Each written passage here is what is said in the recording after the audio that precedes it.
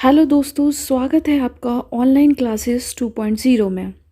और आज हम सौर मंडल सोलर सिस्टम से रिलेटेड इम्पॉर्टेंट क्वेश्चन करने जा रहे हैं, जो कि हमारे एग्ज़ाम्स के पॉइंट ऑफ व्यू से बहुत इम्पॉर्टेंट है। ठीक है, तो इसमें आज हम सॉल्व करेंगे ज्योग्राफी के MCQs को। तो स्टार्ट करते हैं आज के लेक्चर को। सो फर्स्ट क्वेश्चन है, सौर प्रणाली की खोज किसने की थी? ठीक है, जो हमारी सौर प्रणाली है उसकी खोज फर्स्टली किसने की? ए ऑप्शन है गैलीलियो ने, बी है JL वेयर्ड ने, या कॉपरनिकस ने, या डी है केपलर ने। तो आप देख सकते हो ये क्वेश्चन पूछा गया है SSC 2013 में। ठीक है, तो जो सौर प्रणाली है उसकी खोज की थी कॉपरनिकस ने। ठीक है, तो इसका फर्स्ट का आंसर हो जाएगा हमारा सी। देन सेकेंड क्वेश्चन है, सूर्य के चारों ओर घूमने वाले खगोलीय पिंड है ना, क्या कहलाते हैं? उसके ग्रह कहलाते हैं या उपग्रह कहलाते हैं? सी, क्षुद्र ग्रह कहलाते हैं या पुच्छल तारा कहलाते हैं? तो देखो, आपको पता होगा हमारे सोलर सिस्टम में जो सूर्य है ना, उसके चारों तरफ जो घूमता है वो क्या होते हैं? प्लैनेट्स होते हैं। तो उनको हम क्या कहते हैं? ग्रह।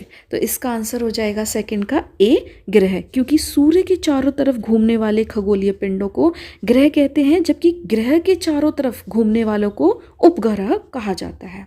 नेक्स्ट क्वेश्चन, किसी ग्रह के चारों ओर परिक्रमा करने वाले छोटे आकाशीय पिंड को क्या कहते हैं? ठीक है, ए ग्रह कहते हैं, या बी उपग्रह कहते हैं, या सी क्षुद्र ग्रह कहते हैं, या सौर तारा कहते हैं? तो जैसा मैंने अभी बताया आपको, सन की परिक्रमा एक तरीके से देखें, घूमेगा कौन? अदर प्लैनेट्स घूमेंगे, मतलब बोले तो सन के चक्कर लगाएंगे ग्रह, और ग्रहों के चक्कर कौन लगाता है? उपग्रह। तो इसका आंसर हो जाएगा बी, उपग्रह। ठीक है, नेक्स्ट क्वेश्चन है, ग्रहों की गति का नियम किसने प्रतिपादित किया कि जो हमारे प्लैनेट्स हैं वो घूम रहे हैं? ये जो फॉर्मूला है ये किसने दिया? न्यूटन ने दिया, या बी केपलर ने दिया, या कॉपरनिकस ने दिया, या गैलीलियो ने दिया? तो इसका आंसर हो जाएगा, जो ग्रहों की गति है कि वो गति कर रहे हैं, तो ये हमारा हो जाएगा बी, केपलर। केपलर ने बताया था ग्रह की गति के बारे में। ठीक है, ओके। नेक्स्ट क्वेश्चन है, सिक्स्थ क्वेश्चन हमारा, यहाँ पे दे रखा है, सूर्य की बढ़ती दूरी के अनुसार ग्रहों को निम्न में से कौन सा क्रम सही है? तो सबसे पहले दे रखा है बुध शुक्र पृथ्वी मंगल, बुध पृथ्वी मंगल शुक्र, बुध मंगल पृथ्वी शुक्र, या बुध मंगल शुक्र पृथ्वी। तो हम क्या देखते हैं कि सबसे पहले सन है। ठीक है, सन के पास हमें, सूर्य के पास क्या देखने को मिल जाता है? बुध देखने को मिलता है। ठीक है, तो बुध जैसा कि चारों ऑप्शन में है। तो उसके बाद पृथ्वी की बहन कही जाने वाली शुक्र, ठीक है, बोले तो वीनस, वो आएगा। ठीक है, देन उसके बाद हमें क्या मिल जाएगा? वीनस। वीनस के बाद कौन दिखती है? अर्थ आती है, और अर्थ के बाद कौन सा आ जाता है? हमारा मंगल। ठीक है, तो ये जो हमारे ऑप्शन है इसका हो जाएगा सिक्स का ए, बुध शुक्र पृथ्वी और मंगल। नेक्स्ट क्वेश्चन देखते हैं, पृथ्वी से बढ़ती दूरी के अनुसार ग्रहों को निम्न में से कौन सा क्रम सही है? मतलब आपको पृथ्वी से दूरी बतानी है। तो देखो, एक ऑप्शन दे रखा है मंगल शुक्र बुध बृहस्पति, बी है शुक्र मंगल बुध बृहस्पति, या शुक्र बुध मंगल बृहस्पति। तो मंगल शुक्र बृहस्पति बुध। तो हम क्या देखते हैं, सबसे पास पृथ्वी के कौन आता है? हमारी सबसे पास आता है हमारा शुक्र। ठीक है, तो अब देख लेते हैं सबसे पास पृथ्वी से बढ़ती दूरी, तो सबसे पहले आएगा शुक्र। ठीक है, तो ये हमारे दो ऑप्शन में शुक्र। ठीक है, उसके बाद हम देखते हैं, यहाँ पर अगर देखेंगे हम पृथ्वी है, ठीक है, तो यहाँ पे हमें बगल में वीनस देखने को मिल जाता है, और इधर मंगल बोले तो मार्स देखने को मिलता है। तो सबसे पहले वीनस आएगा। ठीक है, वीनस के बाद मार्स आएगा। तो यहाँ तो बुध दे रखा है, इट्स मीन्स वीनस देन मंगल, तो शुक्र मंगल और उसके बाद बुध फिर बृहस्पति। तो 7 का आंसर हमारा हो जाएगा बी। ओके, देखते हैं, आकार के अनुसार सौर मंडलों में ग्रहों की अवरोही क्रम, मतलब कि आकार के हिसाब से लगाना है इसमें। ठीक है, तो हमें जैसा कि पता है सबसे बड़ा कौन सा होता है हमारा प्लेनेट, बृहस्पति, जो कि सब में दे रखा है। देन उसके बाद कौन सा होता है, शनि होता है, ठीक है। फिर उसके बाद कौन सा होता है, नेपच्यून या फिर अरुण या फिर वरुण, ठीक है। यहाँ ऑप्शन में ये दे रखे हैं, तो इसमें हम देखेंगे सबसे बड़ा हमारा हो जाएगा अरुण, ठीक है। फिर उसके बाद कौन सा होता है, वरुण। अब बताओ कि पृथ्वी बड़ी है या शुक्र, तो पृथ्वी बड़ा है, शुक्र, मंगल एवं बुध, तो इसका आंसर हो जाएगा ए, बृहस्पति बड़ा है, देन उससे के शनि बड़ी है, अरुण, देन वरुण, देन पृथ्वी, शुक्र, मंगल एवं बुध।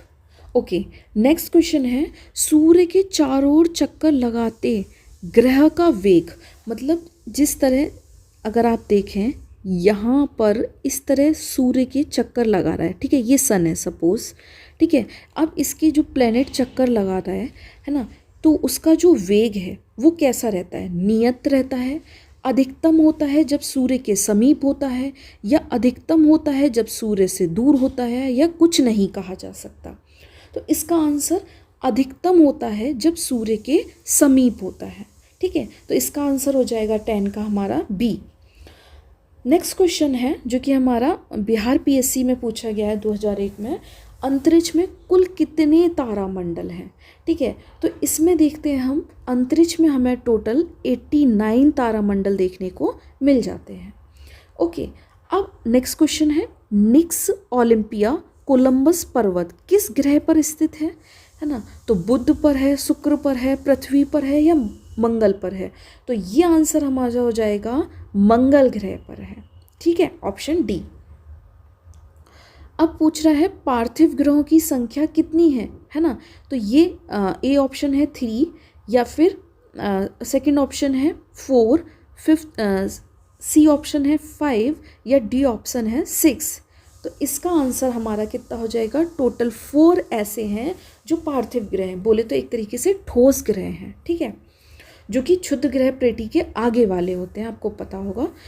नेक्स्ट क्वेश्चन 14, निम्नलिखित में से कौन एक पार्थिव ग्रह नहीं है, मतलब कि कौन सा एक ठोस ग्रह नहीं है।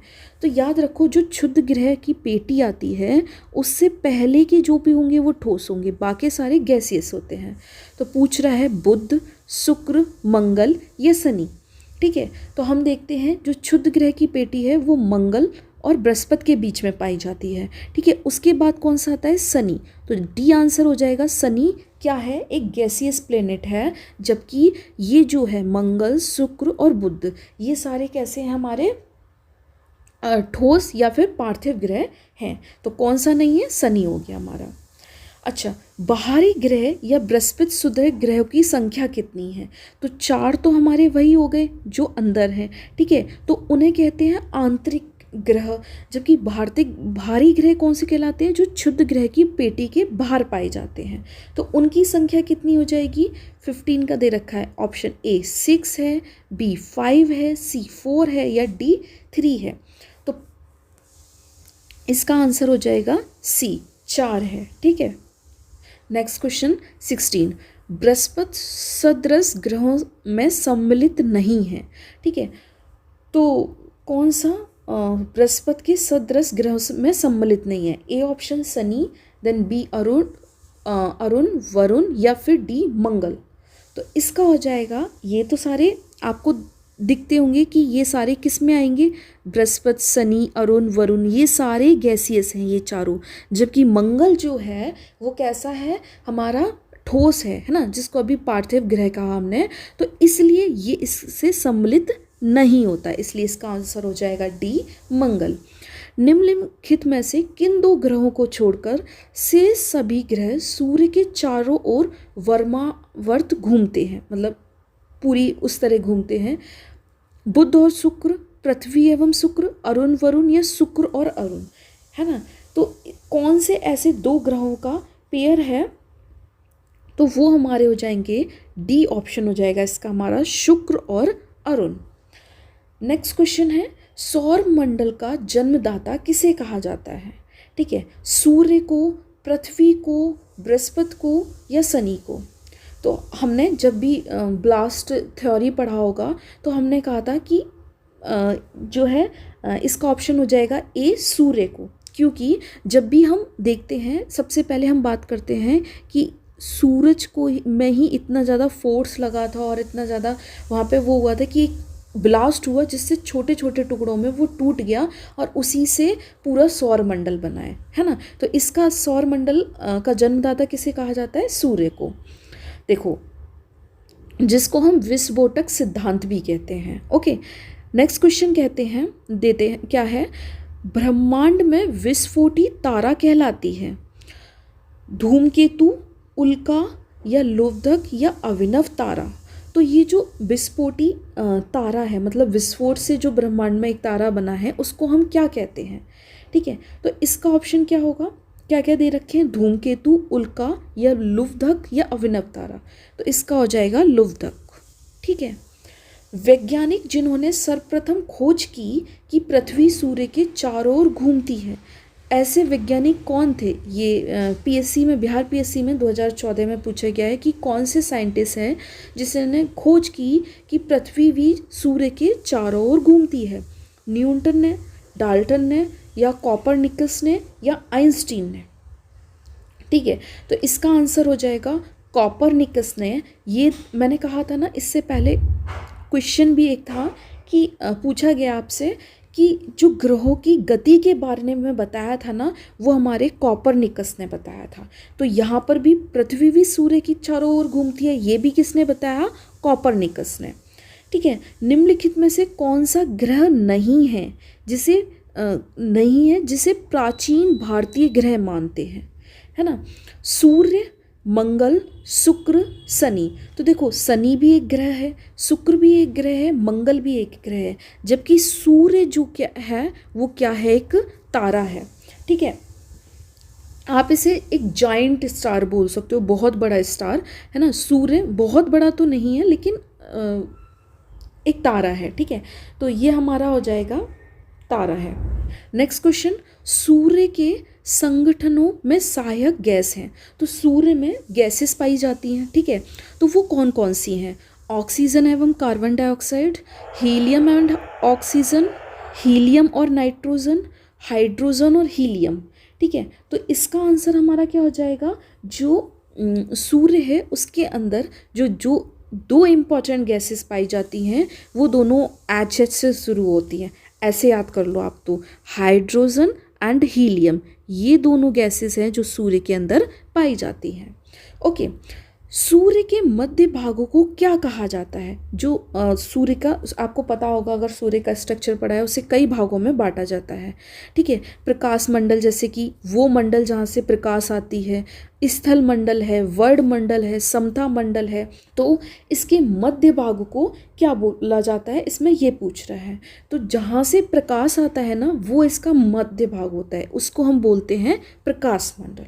ठीक है, सूर्य के ऊपर के भाग को क्या कहा जाता है? अधोमंडल, प्रकाश मंडल, वर्ण मंडल या समता मंडल। तो सबसे ऊपरी भाग जो होता है सूर्य का, उसको हम वर्ण मंडल कहते हैं। और लेयर भी पाई जाती है एक सबसे ऊपर, वो हमारी कोरोना लेयर होती है। ठीक है, सूर्य की सबसे बाहरी सतह को हम कोरोना लेयर बोलते हैं। नेक्स्ट क्वेश्चन, सूर्य सदैव पूर्व से निकलता है क्योंकि। ठीक है, इसका क्वेश्चन पूछा है। हमेशा हमने देखा है सूरज जो है ईस्ट से निकलता है, क्योंकि पृथ्वी पश्चिम से पूर्व घूम रही है ना, कि मतलब कि इस तरह पश्चिम से पूर्व की ओर घूम रही है, या पृथ्वी पूर्व से पश्चिम की ओर घूम रही है, इस तरह घूम रही है, या पूर्व में स्थित है सूरज, या इनमें सभी। तो आप देखो कि इसमें क्या फैक्ट दिखता है, हमेशा हमें क्या देखने को मिलता है कि पृथ्वी कैसे घूम रही है, हमारी पश्चिम से पूर्व की तरफ घूम रही है। ठीक है, हमारी जो पृथ्वी है उसकी दिशा घूमने की क्या है? West to east. इस वजह से सूर्य सदैव पूरब से निकलता है। तो इसका आंसर हो जाएगा 25 का ए। नेक्स्ट क्वेश्चन है, नॉर्वे की अर्धरात्रि के समय सूर्य कब दिखाई देता है? ठीक है, मतलब नॉर्वे जो हमारा यूरोप के अंदर आता है, उसकी जो अर्धरात्रि होती है ना, उसके समय सूर्य उनको कब दिखाई देगा? 21 मार्च को, 23 सितंबर को, 21 जून को या 22 दिसंबर को। तो इसका आंसर हमारा हो जाएगा, देखो 21 मार्च को तो नहीं दिखाई देगा, क्योंकि 21 मार्च को तो ये हमारी इक्वेटर पे होता है, ठीक है, जिसे हम विषुवत रेखा कहते हैं, उस पर होता है। जबकि 23 सितंबर पे भी ये काय पे होता है, इक्वेटर पे होता है, ठीक है, विषुवत रेखा होता है। जबकि 21 जून को ये किस पे होता है, कर्क रेखा पर होता है, ठीक है। और 22 दिसंबर को ये कब कहाँ होता है, ये नीचे मकर रेखा पे होता है। तो पहले अगर हम नॉर्वे की लोकेशन जानते हैं तो नॉर्वे की लोकेशन क्या है, यूरोप में है, ठीक है। तो अब इसकी अर्धरात्रि में कब सूर्य दिखाई देगा, क्योंकि 21 मार्च और 23 दिसंबर को तो अभी ये कहाँ पर है, इक्वेटर पे, तो ये नहीं आएगा। ये तो नॉर्वे तो काफ़ी पोल्स की साइड है, तो 21 जून को दिखाई देगा, क्योंकि ये करेक्ट लंबवत होता है किसके ऊपर, कर्क रेखा पे। और 22 दिसंबर में तो बिल्कुल ये नीचे होगा, तो दिखाई नहीं देगा। तो इसका आंसर हो जाएगा 26 का सी, 21 जून। ओके, नेक्स्ट क्वेश्चन दे रखा है 27। एक ग्रह की अपने कक्ष में सूर्य की अधिकतम दूरी को क्या कहा जाता है। मतलब कि जब कोई ग्रह सूर्य से सबसे दूर होगा, ठीक है, तो उसे क्या बोलेंगे, ए उपसूर, या फिर अपसूर, या अपोजी, या पैरेजी। इनमें से कौन सा वर्ड यूज़ किया जाता है जब एक ग्रह सूर्य से अधिकतम दूरी पर होता है। तो इसका आंसर हमें दिख जाएगा। देखो ऐसे याद रखना, सूर्य से ज़्यादा दूरी पर है तो क्या हो जाएगा, ज़्यादा, एक तरीके से लगा लो ज़्यादा ऊपर है, इसलिए हम कहेंगे अप है, ठीक है। तो इसका आंसर क्या हो जाएगा, अपसोर। और जब सबसे पास होता है तो उसे हम उपसोर कह देते हैं, और सबसे दूर होता है उसको हम अपसोर कह देते हैं। नेक्स्ट क्वेश्चन है, एक ग्रह की अपने कक्ष में सूर्य में न्यूनतम दूरी को क्या कहा जाता है। तो अभी मैंने बता दिया कि जब सबसे पास होगा, न्यूनतम दूरी होगी, तो उसको क्या बोला जाता है, उसको उपसोर बोला जाता है। तो इसका आंसर हो जाएगा ए, उपसोर। नेक्स्ट क्वेश्चन है 29। निम्नलिखित में से किनके बीच की औसत दूरी को खगोलीय एकक कहा जाता है। ठीक है, किसको खगोलीय एकक कहा जाता है, ये जम्मू कश्मीर PSC में पूछा गया है 2011 में। पृथ्वी एवं सूर्य, पृथ्वी एवं चंद्रमा, बृहस्पति तथा सूर्य, प्लूटो तथा सूर्य, किसको खगोलीय एकक कहा जाता है। तो इसका आंसर हो जाएगा खगोलीय एकक पृथ्वी तथा सूर्य की दूरी को कहा जाता है। ओके, नेक्स्ट क्वेश्चन है, मध्य रात्रि सूर्य को क्या अर्थ है। मतलब कि मध्य रात्रि, अभी हमने जैसे देखा कि संध्यम प्रकाश दे रखा है, उदीयमान सूर्य, बहुत चमकदार चंद्रमा, या सूर्य की ध्रुवीय वृत्त से देर तक चमकना, है ना। तो इसका आंसर क्या हो जाएगा, इसका आंसर हो जाएगा अगर अभी आपको एक क्वेश्चन याद हो तो हम अभी नॉर्वे पढ़ रहे थे, हमने कहा नॉर्वे में मध्य रात्रि में दिखेगा, तो कब दिखेगा, हमने कहा 21 जून को दिखेगा। ऐसा हमने क्यों बोला, क्योंकि वहाँ पर मध्य रात्रि में क्यों भी दिखेगा, क्योंकि पोल्स पे तो पोल्स की साइड जितना बढ़ोगे वहाँ पर 6 महीने दिन और 6 महीने रात रहते हैं। तो वहाँ पर ऐसा क्यों होता है, सूर्य की ध्रुवीय व्रत में देर तक चमकना, इसके कारण हम बोलते हैं मध्य रात्रि सूर्य, है ना। उसका तात्पर्य सूर्य का ध्रुवीय व्रत में देर तक चमकना होता है। नेक्स्ट क्वेश्चन है, मध्य रात्रि का सूर्य किस क्षेत्र में दिखाई देगा। अब देखो, सबसे ऑप्शन है भूमध्य सागरीय क्षेत्र, भूमध्य रेखीय क्षेत्र, आर्कटिक क्षेत्र में, या जापान में। तो अभी फिर से वही ऑप्शन आ गया। तो देखो मध्य रात्रि में कहाँ दिखाई देगा, जहाँ पर सूर्य ज़्यादा देर तक चमकता है। और सूर्य सबसे ज़्यादा देर तक कहाँ चमकता है, याद रखना, जहाँ पर 6-6 दिन तक दिन होंगे, है ना। तो ऐसा कहाँ पर होता है, पोल्स में होता है। तो पोल्स क्या है हमारा, आर्कटिक क्षेत्र। तो इसका आंसर क्या हो जाएगा, सी, आर्कटिक क्षेत्र। सूर्य में काला धब्बा क्या है, एक काला धब्बा बोला जाता है सूर्य के अंदर, वो क्या है। सूर्य में एक बड़ा काला छेद है। दिन के दौरान धब्बे ऊर्जा के स्रोत हैं। धब्बे वे स्थान हैं जो प्रकाश उत्सर्जित करने में असमर्थ हैं, या इनमें से कोई नहीं। तो याद रखो इसका आंसर क्या हो जाएगा हमारा, धब्बे वे स्थान हैं जो प्रकाश उत्सर्जित करने में असमर्थ हैं। तो जो काले धब्बे हैं वो स्थान है जहाँ पर जो प्रकाश को उत्सर्जित करने में असमर्थ हैं।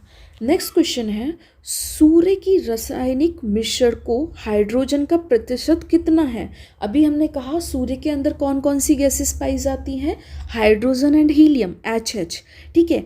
तो यहाँ पे याद रखना कि कितना प्रतिशत उसमें हाइड्रोजन का है, ये वो पूछ रहा है। 71%, 61%, 75% या 54%। तो याद रखो 79% जो है वो हमारी हाइड्रोजन पाई जाती है। ओके, नेक्स्ट क्वेश्चन है, निम्नलिखित में से कौन एक तारा है? बताओ कौन तारा है? चंद्रमा? ना, ये तो उपग्रह है। शुक्र? ये तो एक प्लैनेट है। पृथ्वी भी एक प्लैनेट है। तो कौन तारा हुआ? सूर्य एक तारा है। डी ऑप्शन हो जाएगा। ओके, 35 क्वेश्चन है, सौर पृष्ठ पर लगभग कितना तापमान होता है? मतलब जो सूरज है उसके जो मेन मतलब पृष्ठ है उस पर कितना लगभग तापमान होता है? 800 degree Celsius, 600 degree Celsius, 6000 degree Celsius या फिर 1000 डिग्री सेल्सियस? तो इसका ऑप्शन हो जाएगा, इसका जो तापमान है वो लगभग कितना होता है हमारा? 6000 डिग्री सेल्सियस। ओके, सूर्य की सतह पर हाइड्रोजन के अलावा दूसरा कौन सा बहुतायी में पाया जाता है? ये भी एसएससी 2013 में पूछा गया है। तो हमने देखा हाइड्रोजन जो है वो हमें 71% पाई जाती है, जबकि दूसरी पाई जाती है H और प्लस H बोले तो हीलियम पाई जाती है। ओके, तो 36 का हो जाएगा ए। नेक्स्ट क्वेश्चन है, सूर्य प्रकाश धरती तक पहुंचने में कितने मिनट लेता है? ये आरआरबी 2004 का क्वेश्चन है कि सूर्य जो पृथ्वी पर आएगी है ना, वो कितना टाइम लगेगा? 8.3, 7.3, 9.4 या 10 मिनट्स? ठीक है, तो इसका आंसर हमारा क्या हो जाएगा? सूर्य का जो प्रकाश धरती तक पहुंचता है ना, वो ओनली टाइम लेता है 8.3 सेकेंड्स का। ठीक है, नेक्स्ट क्वेश्चन है, सूर्य के सबसे पास कौन सा ग्रह है? तो देखो सूरज के पास अगर आप देखेंगे सबसे पास ग्रह आपको पता है बुध है, बृहस्पति है, शुक्र है या मंगल है। ऐसा क्वेश्चन पूछा गया है एसएससी 2013 में। तो इसका आंसर हो जाएगा हमारा बुध, जो कि सूर्य के सबसे पास है। ठीक है, नेक्स्ट क्वेश्चन है, बुध नक्षत्र में एक वर्ष में दिनों की संख्या कितनी होगी? बुध के नक्षत्र में कितनी संख्या होगी? 300 होगी, 56 होगी, 36 होगी या 88 होगी? अच्छा, आपको पता है ये डेज़ों की, एक वर्ष में दिनों की संख्या कैसे नापते हैं हम? देखो, वो हम ऐसे देखते हैं, जब सूर्य पूरा कंप्लीट कर लेता है एक चक्कर तो एक वर्ष के दिनों को मान लेते हैं। तो बुध तो जो है किसके पास है सबसे ज़्यादा? सूरज के पास है ना, सूर्य के पास है। तो सूर्य के नक्षत्र में एक वर्ष में दिनों की संख्या कितनी हो जाती है? हो जाएगी 88, क्योंकि ये बहुत जल्दी सूर्य का एक राउंड कंप्लीट कर लेगा, है ना। तो लगभग 88 दिनों में कर लेता है, तो इसलिए इसके एक वर्ष में दिनों की संख्या 88 होती है। फर्स्ट क्वेश्चन है, किस ग्रह में चंद्रमा की तरह कलाएं होती हैं? मंगल, बुध, बृहस्पति या शनि? तो इसका आंसर हो जाएगा हमारा 40 का बी, बुध। ठीक है, जिसमें चंद्रमा की तरह कलाएं होती हैं। नेक्स्ट क्वेश्चन है 41, निम्नलिखित में से कौन से ग्रह और चारों ओर घूमने वाले उपग्रह नहीं हैं? मंगल तथा शुक्र, बुध तथा शुक्र, मंगल तथा बुध, वरुण तथा प्लूटो। तो आप इसको ऐसे समझो कि क्या कहते हैं, जैसे कि पृथ्वी का उपग्रह चंद्रमा है, ठीक है। तो ऐसे कौन से ग्रह हैं जिनके उनके पास खुद के उपग्रह नहीं है, मतलब कि खुद के चंद्रमा नहीं है एक तरीके से। तो वो दो ऐसे हैं जिनके पास उनके उपग्रह नहीं है। आप इसमें से पेयर बताओ कि ऐसा कौन सा है जिसके नहीं है।